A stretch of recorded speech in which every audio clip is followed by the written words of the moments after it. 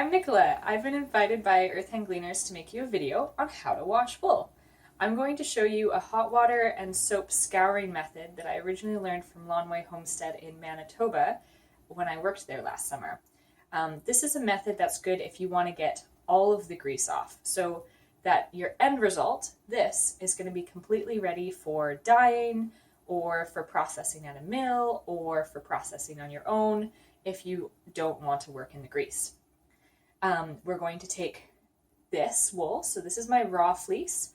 This is CVM Gotland Cross from Barnston Island. And as you can see, it's quite crimpy, it's also quite greasy and quite brown. And we're going to take it to this. So this is what it should look like once we're all done. We're going to be using really hot water in this process, so we're going to be using really hot water in this process to get all of the grease and everything out. There are lots of other ways to wash fleece for different uses, but again, this one's great for dyeing. So in a moment, I'm going to show you all the supplies you need. First off, I'm going to be showing you a recipe that I base off for about a half pound or 225 grams, 250 grams of raw wool. For that, we're going to need dish soap. I use Dawn dish soap. It's highly recommended by a lot of people that wash fleeces. It's really good at cutting grease, which is what this process is all about. So if you don't have a special scouring soap, I'd recommend getting Dawn Ultra. Next, you need a measuring spoon. For our half pound or 225 grams of wool, we're going to use 1 tablespoon of dish soap. Next, we're going to need gloves because this water is hot. Another note on hygiene, this is raw wool. This is straight off the sheep. You've got poo, you've got whatever they've rolled in, you've got sweat, you've got grease. And so we want to make sure this whole process that we're not touching our face, which we're all very used to right now. Don't touch your face, it's COVID. When whatever vessel we're using to wash our fleece, I'm using my kitchen sink, but because I'm using my kitchen sink, I'm taking a lot of care to make sure it's completely clean before I use it. I'm going to use it to clean my fleece, and then I'm going to completely sanitize it before I say bring my food back into my kitchen and start doing dishes again like normal. The next thing you're going to need is a mesh bag to put your fleece in. So you can kind of see what size this is. This fits that half pound of wool really well. You want a mesh bag so that you put your wool in and you can add all of it to your vessel of water at once. Squish it around, but it all stays stable, and then take it out all at once. So this is really handy. If you didn't have one of these, you'd be fighting with little fluffs of wool everywhere, which can lend itself to felting more easily, which we want to avoid. Next, things I use are a scale. This is very handy for weighing out your wool and not guesstimating. I use a container so that I can put it on the scale. I also use a thermometer. Because this is a hot water method, we specifically want to get up to a specific level to melt all of the lanolin off. So that temperature for me is 65 to 70 degrees for this first wash. So a thermometer like this one, this is just a meat thermometer, is really important. And lastly, or not lastly, but one of the other things we need is a container to boil water in. I've got a big pot here all full of boiling water because the water in my sink isn't coming out at 60 degrees, so I need to up it up a little bit.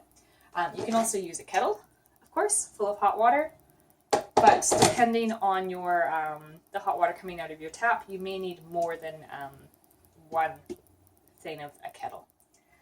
And lastly, you need, like I talked about, a sink or a vessel to wash your fleece in. I'm going to be using my sink. Something to keep in mind is that you want to know that your plumbing can handle it. For me, I have not really worried about it because I wash in my sink maybe once a year at most. So I don't worry about things clogging up because we are taking lanolin, which is a wax, and melting it and putting it down the drain. But it does have a lot of soap mixed in, and as long as we use our mesh bags we shouldn't be getting a lot of hair stuck in. So we don't have hair and grease making a clump in our plumbing, but if you're worried about it, having a mesh sieve, doing something like that, or if you have outdoor space, getting a vessel that you can use outdoors and dump all of your excess water, say onto a driveway or a patch of gravel, is a really good option. And for that, I usually use a big Tupperware bin. So that's our materials, and I'll go over the process in just a moment. So the steps we're going to use for this method are basically 3 of the washing steps and a prep step. So first we're going to pick our wool. As you can see, when I've got this raw wool here, it all kind of sticks out on its own, what we call locks. And if you can see that this is the end of the lock that's on the sheep, and this is the lock that's standing out, and it's more filled with dirt and grime and is all kind of stuck together. If we were to take this clump, put it straight in our bag, put it through the wash, take it out, dry it, these would stay the same, and that little bit of dirt at the end would stay there. So this is why I do a process called picking, which is basically picking these apart. I hold it in one hand, and with the other hand, I'm just grabbing little bits at a time and pushing them over to the other side, trying to, again, pull apart the tips of those locks as much as possible. This will really, really change the amount of dirt you're able to get out in your washing, and I've done some tests and the final result is very different. I have to wash the wool with at least 2 extra rinses when I don't pick out the wool to get the same result as if I do just spend a little bit of time and pick all my wool. So once I pick my wool, I put it into my bag. I'm then going to get my hot water and put in my sink, looking for a temperature of, again, around 65 degrees, at most 70, but like 60 to 70 is the range we're going for. After that, I'm going to add my soap, my 1 tablespoon of soap in. I added it in the end once I filled up all the water so that it's not making extra suds, which is, we just want to avoid. It's easier when the whole sink isn't full of soap bubbles. Next, after that, we leave it in the water to soak for 20 minutes. We then take it out, squeeze it out, let the water drain out. Then we fill it up again. We don't necessarily need to hit that really high temperature mark again, but we want to we don't want cold water. So I still like to aim for at least 55 degrees, if not 60 degrees for that second rinse. The reason we're going so high is because lanolin has a melting temperature of approximately 42 degrees Celsius. But the issue is we don't want to just get to that 42 or even 50 degrees, because in the time that the wool and the water is sitting together there, it's cooling off. And if you go below a temperature of 42 degrees, the lanolin re-solidifies onto your wool, and your end result it will look clean. You'll have gotten the dirt out, but you'll still have this kind of greasy wool that's really hard to pull apart. So if you've ever had that problem, your issue is probably that your water is not hot enough. So that's why we go to the other end entirely, go really, really hot to melt everything off. But let me digress. We're going to fill up the water again for now our first rinse. We're not going to put any soap in this step. We put our wool in, tap it down, and then leave it for 15 minutes. We repeat the process, take it out, drain it, refill with hot water, and put it in for another 10 minutes. Then we take that out, squeeze it, roll it in a towel. I'll show you how to do that, or put it into the spin cycle of your washing machine to drain out all of the water, and then we're going to let it dry. And that's it. So let me show you how I fill up a bag and start this water in the sink. Our next step is we're going to fill up our bag with wool. So I've stuffed approximately 250 grams of wool into this bag. So you see, it's kind of like, think of it as kind of want this soft, squishy pillow kind of look. At most, if you're using a different size bag, again, you could possibly put more in, but you just want to kind of feel something that you can imagine water getting in to everywhere. And also the volume of this decreases a lot when we get it all wet, because right now it's all springy and nice, but it will go down a lot in volume when it's wet, as you will soon see. So next, we're going to fill up our sink with water. I start with the hot water. Let me get my gloves. And I'm going to put half of this big pot of boiling water in my sink.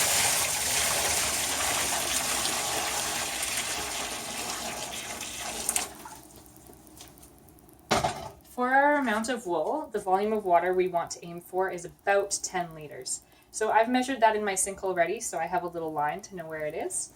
So I'm just going to fill it up into there. So you can see my sink filling. And now what I'm going to do is take the temperature to see where we're at right now. It's probably going to be hotter than we want it.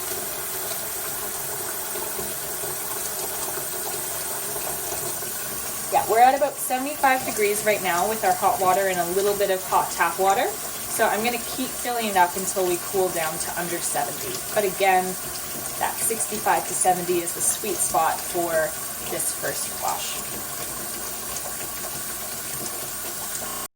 Sink up to about 10 liters, which you can see for this right here. But again, measure your own sink or your own vessel so you know what your 10 liters looks like. Next, I'm going to put my tablespoon of dish soap in.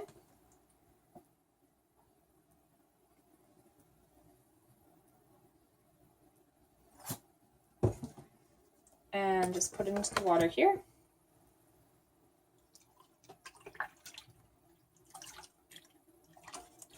Give it a good stir around to dissolve it all. And evenly distribute it. And now is the time for your rubber gloves. Again, I touch my wool with my bare hands, but I just make sure to wash before I say touch my face or eat anything. If you wanted, you could wear your rubber gloves at all times. I like to feel my wool, but once you start getting into the hot water, rubber gloves are highly recommended. So this straight in our sink. So you can see it kind of floats on top at first. So I'm just going to give it a gentle push in, and wowie, you can see the dirt coming out of that. So some of you may have already come to the conclusion that this is a really good environment for felting. You would be right. You're thinking, why am I supposed to put hot water and soap and wool all together in once? Isn't that like a recipe for felting? The thing is that we need the hot water and we need the soap to get the lanolin off. So to avoid felting, we have to avoid agitation at all costs. So that's the fibers rubbing together, either by us putting our hands in there and scrubbing things. This is not a scrubbing process.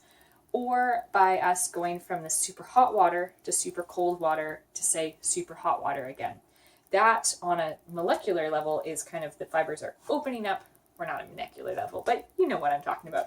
On a small level, the fibers are opening up and shrinking and opening up and shrinking with the hot water, the cold water, and the hot water and the cold water. And that makes them rub together and felt. So we want to avoid everything like that. So that's why you can see I was gently tapping it down. That's not a problem. But I'm not squishing it around. I just want to tap it occasionally through the process to just push the water through that bag of wool, so that we get more contact with all of the grease everywhere and our hot and soapy water.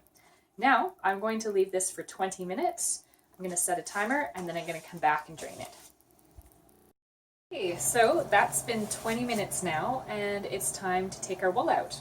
So as an experiment, I'm going to check the temperature of the water to see if we are still above that 42 degrees Celsius mark.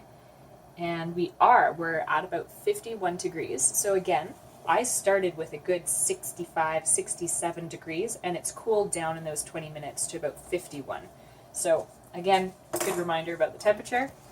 If you want to look at the water right now, it is all very murky, very brown. That kind of creamy look to it is a really good sign because that is the lanolin that's coming out. So what I'm going to do is fish around for the plug, pull it out. I'm going to hold my wool against the side. As you can see, the volume of the wool has greatly decreased. It's really quite small. And I want to squish all of that dirty water out of there. So again, I'm not agitating it, I'm just firmly squeezing it, but I'm not rubbing it back and forth or doing anything like that. So get it as much as I can with one hand. And then I'll fill the sink up with cold, not with cold, with hot water again. Now I've placed my wool in a container outside of my sink. I'm going to add my hot water again and my hot tap water.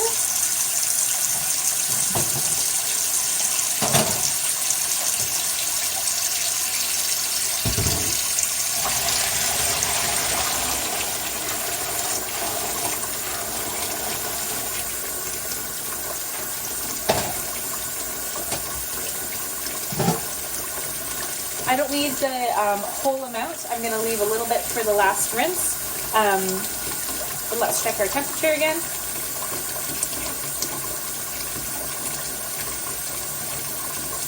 We're at over 70 degrees anyway, so I'm going to fill up the rest of the sink and then I'll show you how to add the wool back in. Got up to my 10 liters again, and my water is sitting at a nice 68 degrees, which is perfect. I'm going to take my bag of wool. Remember how big this was at the beginning? So it's all squished down and wet now. So I'm going to take this, put it on the water. It's sinking much faster now because it's already saturated. But again, I'm going to gently push the water in. So you can see there's still a lot of dirt coming out, but certainly not as much as last time. Again, this bath has no soap. This is our first rinse. We're going to let it sit like this for 15 minutes, and then we're going to come back to it and drain.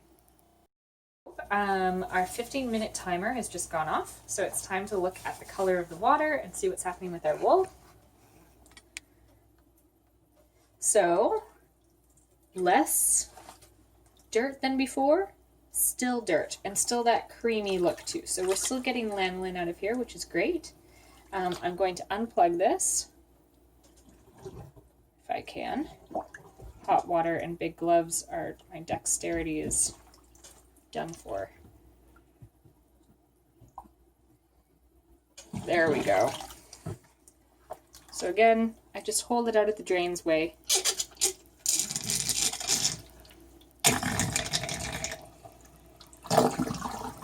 And then squeeze as much water out as I can. So I've filled up my water, again, 10 liters, and it's time to put the wool back in. So I got our bag, open it up, pop it back in there. Push it down. There should still be a tiny bit of stuff still coming out, but it should be a whole lot less.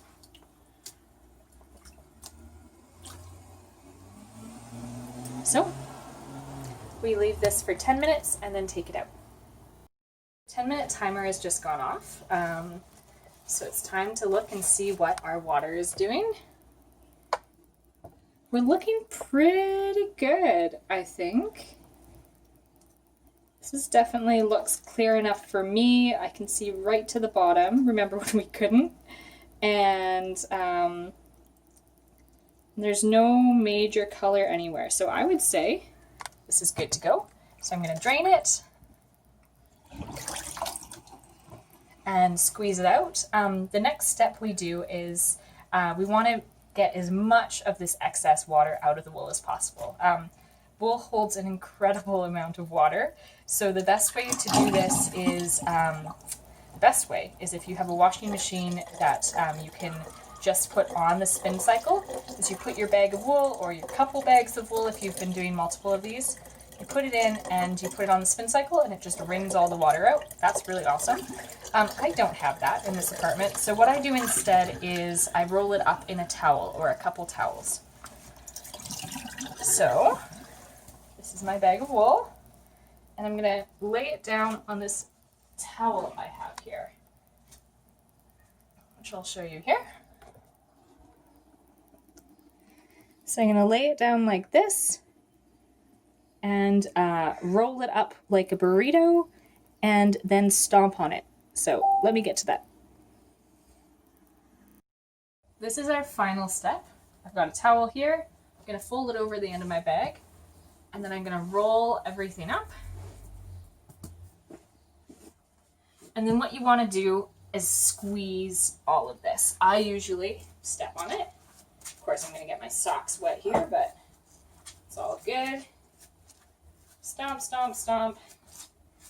As you can see, there's like literal puddles of water coming out here, so I'm going to get another towel to soak that up. That should be relatively good. Roll that out. Soak up the excess water with the dry bits. And we've got our wool, so let's take a look.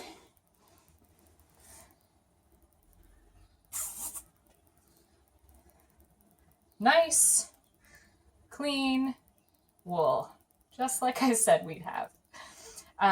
We've got a little bit of veg matter here. That can be tossed out.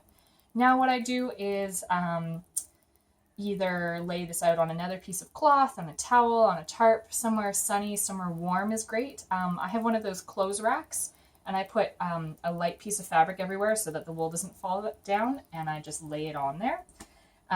If you had a screen mesh or anything like that that you could jimmy up and put that on, the wool will dry even faster. But even with my fabric and laundry rack situation, it dries within about 12 to 24 hours, depending on the weather.